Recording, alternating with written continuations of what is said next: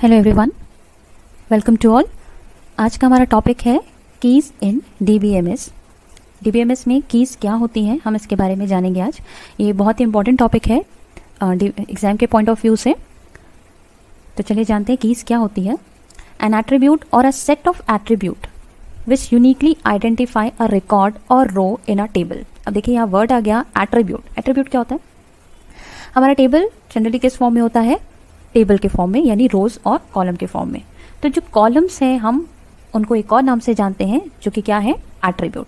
तो एट्रीब्यूट को हम कॉलम भी बोल सकते हैं। एक कॉलम या सेट ऑफ कॉलम जो किसी रिकॉर्ड या रो को आइडेंटिफाई करे, यूनिकली आइडेंटिफाई करे। अब रिकॉर्ड क्या हो गया? तो मान लीजिए एक टेबल है, इसमें एक एग्जाम्पल देख लेते हैं हम पहले। राइट, ये टेबल देख लीजिए। अब देखिए यहाँ पे अगर मैंने कहा कि मुझे श्रवण की डिटेल देखनी है, तो ये जो एक पूरी रो है जिसमें श्रवण के बारे में पूरी डिटेल है, इसे हम एक रिकॉर्ड कहेंगे। रोजी की जो डिटेल है इस रो में है, तो ये रो की पूरी वैल्यूज़ को, एक रो की वैल्यू को हम क्या कहेंगे? रिकॉर्ड करेंगे। तो की क्या है? एक एट्रीब्यूट यानी कॉलम या सेट ऑफ कॉलम्स जो किसी रो को, पर्टिकुलर रो को यूनिकली आइडेंटिफाई करे। अब नीड क्यों हुई कीज की डीबीएमएस में? For identify any row of data, किसी पर्टिकुलर रो को हम यूनिकली आइडेंटिफाई करने के लिए। अब मान लीजिए टेबल है, या आपके क्लास का एक टेबल ही मान लीजिए। अगर या एम्प्लॉय हैं आप या स्टूडेंट हैं, तो मान लीजिए आपके क्लासमेट्स या कलीग्स का एक मैंने रिकॉर्ड एक टेबल में स्टोर करके रख दिया। अब मैं चाहती हूँ कि मैं नेहा नाम की लड़की का रिकॉर्ड देखूँ। तो अब हो सकता है क्लास में एक से ज़्यादा नेहा हो, तो जितनी लड़कियां होंगी जिसका नाम नेहा होगा उन सब का रिकॉर्ड मेरे पास सामने आ जाएगा। पर मैं तो चाहती हूँ कि सिर्फ एक ही नेहा को रेफर कर रही हूँ मैं।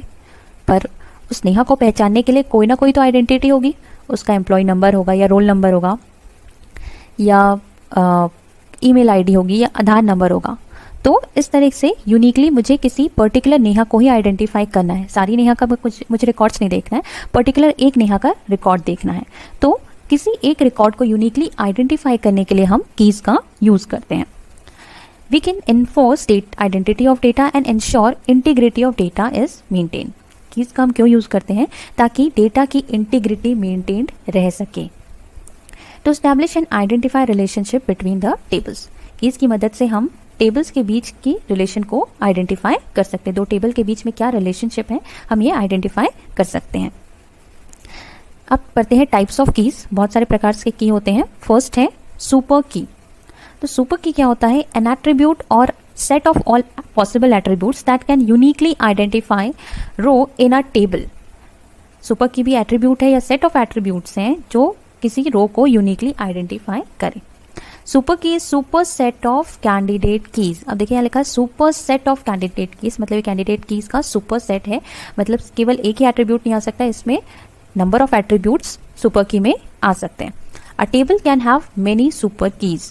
एक टेबल में बहुत सारी सुपर कीज हो सकती हैं।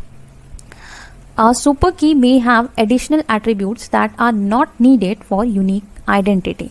अब देखिए सुपर की हमने कहा कि सुपर सेट है, मतलब उसमें एक से ज्यादा एट्रीब्यूट्स का कॉम्बिनेशन हो सकता है। तो हो सकता है उसमें सुपर की में ऐसे कुछ एट्रीब्यूट्स हों जो किसी रो को यूनिकली आइडेंटिफाई न करें। अब देखिए एक एग्जांपल देखते हैं सुपर की का, कि हम सुपर की कैसे आइडेंटिफाई कर सकते हैं। ये हमारे पास एक टेबल है, एम्प्लॉय टेबल। इसमें 3 कॉलम है, employ Aadhaar, EMP number and EMP name. अब देखिए इसमें सुपर की क्या होगी, हमने पहले भी पढ़ा है। सुपर की क्या है? Super set of candidate keys. Okay, super set है। तो कैंडिडेट कीज वो कीज होती हैं जो किसी रो को यूनिकली आइडेंटिफाई करे। मतलब जैसे एम्प्लॉय ईएमपी आधार में देखिए, ईएमपी आधार हर एक एम्प्लॉय का यूनिक होता है। ओके, तो ये क्या कहलाएगी? एक कैंडिडेट की। मतलब वो टेबल में अगर ये जो वैल्यू है ये किसी एक पर्सन के लिए ही रहेगी, ये वैल्यू रिपीट नहीं होगी किसी और दूसरे पर्सन के लिए। एम्प्लॉय नंबर भी क्या होता है? हर एक एम्प्लॉय का एक अलग आइडेंटिफिकेशन नंबर होता है जो किसी एम्प्लॉय को यूनिकली आइडेंटिफाई करता है। तो ये भी क्या कहलाएगा? कैंडिडेट की। अब देखिए इससे हम सुपर की कैसे बनाते हैं। तो सुपर की हमने पढ़ा है कि an attribute and a set of attribute, मतलब इसमें एक एट्रीब्यूट भी हो सकते हैं और सेट ऑफ एट्रीब्यूट्स भी हो सकते हैं। बट एंड एक और डेफिनेशन क्या पढ़ी? It is a super set of candidate keys. मतलब अगर हम सुपर की बना रहे हैं, सुपर की का सेट बना रहे हैं, तो उसमें कम से कम एक कैंडिडेट की होनी चाहिए। तो देखिए ईएमपी आधार क्योंकि यूनिकली आइडेंटिफाई करता है हर एक रो को, हर एक एम्प्लॉय का एक यूनिक आइडेंटिटी होता है, एक आधार नंबर। तो ये रहा एक सेट आधार नंबर का बन गया जो कि क्या कहलाएगा, एक सुपर की। देन एम्प्लॉय नंबर भी हर एक एम्प्लॉय का यूनिक होता है, हम इससे किसी भी एम्प्लॉय को यूनिकली आइडेंटिफाई कर सकते हैं। तो ये हमारा सेकंड सेट बन गया ईएमपी नंबर। देन देखिए हम इसके अलावा और भी सेट बना सकते हैं, जैसे कि EMP Aadhaar and EMP number, ये दोनों का कॉम्बिनेशन बन गया, एक सेट बन गया। देन फोर्थ सेट देखिए ईएमपी आधार और ईएमपी नेम। अब देखिए ईएमपी आधार किसी भी व्यक्ति को, मतलब हर एक व्यक्ति का एक यूनिक होता है, तो ये किसी भी रो को यूनिकली आइडेंटिफाई कर सकता है, पर नेम तो रिपीट हो सकते हैं, है ना। जैसे मैंने इससे पहले कहा था कि नेहा नाम की एम्प्लॉय या स्टूडेंट आपके क्लास में बहुत सारी एक से ज़्यादा हो सकती हैं, है ना। तो नेम क्योंकि यूनिकली आइडेंटिफाई नहीं करता, लेकिन देखिए यहाँ पे नेम भले यूनिकली आइडेंटिफाई ना करे किसी एम्प्लॉय को, बट आधार तो करता है, मतलब इसके साथ एक ऐसा एट्रीब्यूट इस सेट में है जो किसी रिकॉर्ड को यूनिकली आइडेंटिफाई कर सके, इसलिए हम इसे सुपर की कहेंगे, सुपर की। देन नेक्स्ट देखिए EMP Aadhaar, EMP number and EMP name, ये तीनों का कॉम्बिनेशन भी एक सुपर की बन गया, क्योंकि इसमें दो ऐसे एट्रीब्यूट्स हैं जो किसी भी रो को यूनिकली आइडेंटिफाई कर सके। Then EMP number and EMP name, ये दोनों भी एक सुपर की है। ईएमपी नेम का केवल अलग से हम सुपर की नहीं बना सकते, क्यों? क्योंकि ईएमपी नेम खुद किसी भी रो को यूनिकली आइडेंटिफाई नहीं कर सकता। तो जब भी आप सुपर की बनाएं, सुपर की का सेट बनाएं, तो ये ध्यान रखिएगा कि उसमें कम से कम एक एट्रीब्यूट ऐसा होना चाहिए जो यूनिकली आइडेंटिफाई कर सके किसी भी रो को। नेक्स्ट है हमारा कैंडिडेट की। कैंडिडेट की मैंने इससे पहले भी आपको सुपर की में बताया कि वो एट्रीब्यूट जो किसी रो को यूनिकली आइडेंटिफाई कर सके। देखिए यहाँ पे जैसे ईएमपी आधार, क्योंकि मैंने पहले भी बता चुकी हूँ कि आधार क्या होता है, हर एक व्यक्ति का अलग एक यूनिक आइडेंटिफिकेशन नंबर होता है, और किसी भी दो व्यक्ति का एक आधार नंबर नहीं होता, केवल एक व्यक्ति का एक ही आधार नंबर होता है। तो ये रो यूनिकली आइडेंटिफाई करेगी किसी भी व्यक्ति की। यदि मैंने किसी एम्प्लॉय का आधार नंबर बता दिया, तो उस एम्प्लॉय के आधार के अनुसार उसकी पूरी डिटेल्स हमारे पास आ सकती है, हम देख सकते हैं उसके आधार पर पूरी डिटेल्स। तो ईएमपी आधार इस पूरे टेबल के रोज को यूनिकली आइडेंटिफाई कर सकता है। वैसे ही ईएमपी नंबर हर एक एम्प्लॉय का एक यूनिक आइडेंटिफिकेशन नंबर होता है, ये भी किसी भी दो एम्प्लॉय का एक एम्प्लॉय नंबर नहीं हो सकता। तो अगर मैं AB06 का डिटेल देखना चाहूँ तो मैं एक ही पर्सन, क्योंकि एक ही पर्सन का एक एम्प्लॉय नंबर होता है, मैं उस पर्टिकुलर पर्सन की डिटेल्स देख सकती हूँ। कैंडिडेट कीज भी सेम यही है कि एन एट्रीब्यूट और set of attributes that uniquely identify a row in a table. ऐसे minimal subset of super key भी कहा जाता है, यानी सुपर की का मिनिमल सबसेट, सबसे छोटा subset. It should not have any redundant values, यानी इनकी values it should not have any redundant attribute, मतलब इसमें एट्रीब्यूट्स रिपीट नहीं हो सकते। Candidates keys are not allowed to have null values, candidate keys में नल वैल्यू नहीं हो सकती, यानी हम कोई भी इंफॉर्मेशन खाली नहीं छोड़ सकते, कोई भी रो को खाली नहीं छोड़ सकते, हमें उनमें वैल्यू डालनी है। अब देखिए इस टेबल में कैंडिडेट कीज कौन कौन सी होंगी। यहाँ पे दो ही रो है जो यूनिकली आइडेंटिफाई करती हैं टेबल को, एक ईएमपी आधार और दूसरा है ईएमपी नंबर। ये दोनों आ जाएगा कैंडिडेट की में। अब देखिए अगर एक और डेफिनेशन पढ़ा हमने कैंडिडेट की का कि it is a minimal subset of super की। अब इन पूरे सबसेट में देखा जाए तो देखिए सुपर की से हम निकालते हैं कैंडिडेट की। ईएमपी आधार ये कैंडिडेट की है, ईएमपी नंबर ये कैंडिडेट की है। अब देखिए नेक्स्ट सेट में देखिए ईएमपी आधार और ईएमपी नंबर ये दोनों का कॉम्बिनेशन है, पर हम इस सेट को नहीं लेंगे। क्यों? क्योंकि हमने एक और चीज पढ़ी है इस पॉइंट में कि it should not have any redundant values, यानी रिपीट नहीं होने चाहिए इसके एट्रीब्यूट्स। अब देखिए हम फिर से ईएमपी आधार और ईएमपी नंबर यदि ये सेट लेते हैं तो यहाँ पे एट्रीब्यूट्स रिपीट हो जाएंगे, इसीलिए हम इसे दोबारा नहीं लेंगे। तो हमारे पास केवल दो ही कैंडिडेट कीज हमारे पास मौजूद है, ईएमपी आधार और ईएमपी नंबर। नेक्स्ट है प्राइमरी की, ये बहुत इंपॉर्टेंट की है। A candidate key use to uniquely identify each rows in a table. अब प्राइमरी की क्या है? एक कैंडिडेट की है, पर हमने तो यहाँ दो कैंडिडेट की है पढ़े हैं, पर ये दोनों प्राइमरी की नहीं है। A candidate key use to uniquely identify each row in a table, मतलब प्राइमरी की क्या होती है, एक कैंडिडेट की ही होती है, पर कैंडिडेट कीज बहुत सारी क्योंकि हो सकती है, तो उनमें से केवल एक ही की को हम प्राइमरी की बना सकते हैं। It is chosen from by the database designers, जो भी डेटाबेस डिजाइनर्स होते हैं वो चूज करते हैं कि कैंडिडेट की में से किसको प्राइमरी की बनाया जाए।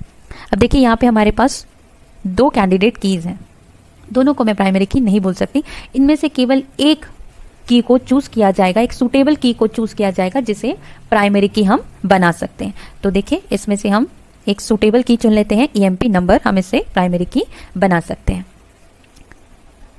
Rules for defining primary key.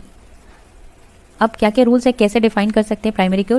Two rows can't have the same primary key values.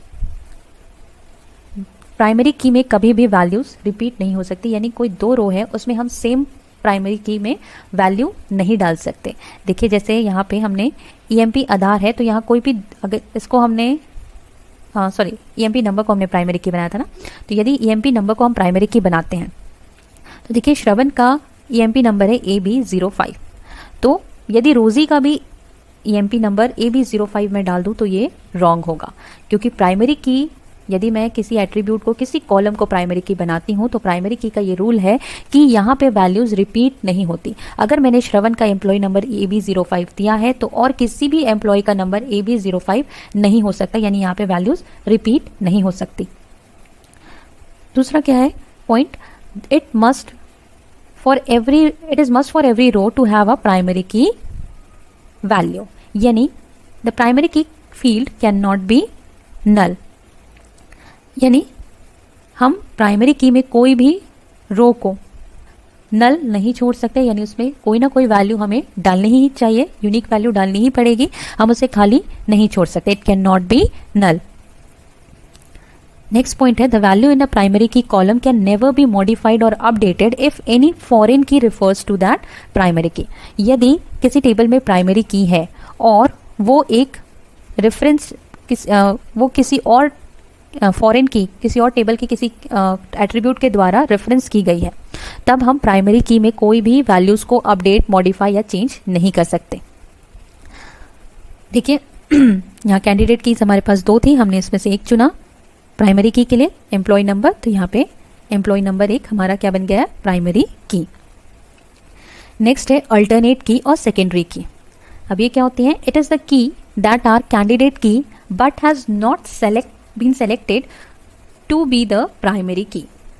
मतलब अल्टरनेट की और सेकेंडरी की वो कैंडिडेट कीज हैं जिन्हें प्राइमरी की नहीं बनाया गया है। मतलब जितने भी कैंडिडेट कीज हैं, अगर उसमें से प्राइमरी की को हटा दिया जाए तो बाकी बचे जितने भी कीज हैं वो क्या कहलाएंगी, अल्टरनेट की। तो हमने दो कैंडिडेट कीज निकाली थी, एक था ईएमपी नंबर और ईएमपी आधार। अब उसमें से हमने ईएमपी नंबर को क्या बना दिया, प्राइमरी की, तो बचा क्या हमारे पास, ईएमपी आधार, तो हमारी अल्टरनेट की क्या होगी, ईएमपी आधार। देन यूनिक की। अब यूनिक की क्या होती है, यूनिक की भी बिल्कुल सेम है प्राइमरी की जैसे, बस दोनों में सिर्फ एक ही फर्क है कि प्राइमरी की में हम कोई भी वैल्यू को नल नहीं छोड़ सकते, मतलब कोई भी रो को नल नहीं छोड़ सकते, हर एक रो को हमको फिल करना है। लेकिन यूनिक की में हम किसी भी रो को नल छोड़ सकते हैं, यानी उसमें वैल्यू, जरूरी नहीं कि हम हर रो में वैल्यू डालें, किसी वैल्यू को नल छोड़ सकते हैं।